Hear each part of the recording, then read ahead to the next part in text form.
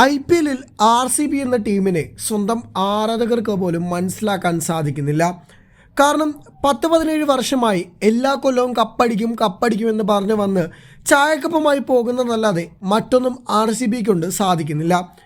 2 തവണ IPL ഫൈനലിൽ കയറിയതൊഴിച്ചാൽ മറ്റെല്ലാ സീസണുകളിലും ശരാശരി പ്രകടനം മാത്രമാണ് RCBയുടെ കയ്യിൽ നിന്നും ഉണ്ടായത്.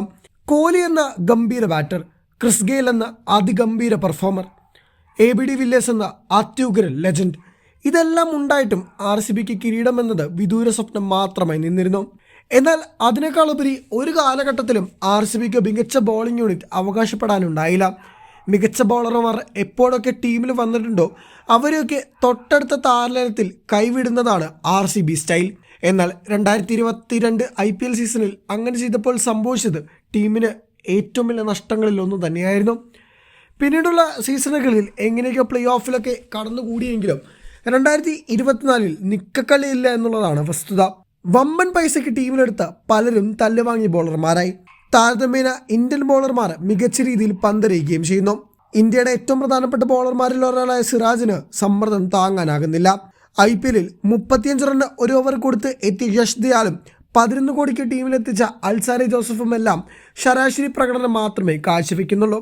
RCB ബാറ്റർമാർ പ്രകടനം എടുത്തു പറഞ്ഞാൽ വിരാട് കോഹ്ലി 4 മത്സരങ്ങളിൽ നിന്ന് 203 റൺസുമായി ഓറഞ്ച് ക്യാപ്പ് എടുത്ത് തുടരുകയാണ്. പിന്നെ ആ ലിസ്റ്റിൽ പേരെടുത്ത് നോക്കാൻ പോലും ആരുമില്ലാത്ത അവസ്ഥ. ബോളർമാരുടെ കാര്യമെടുത്താൽ അതിലും കഷ്ടമെന്ന് തന്നെ പറയേണ്ടി വരും.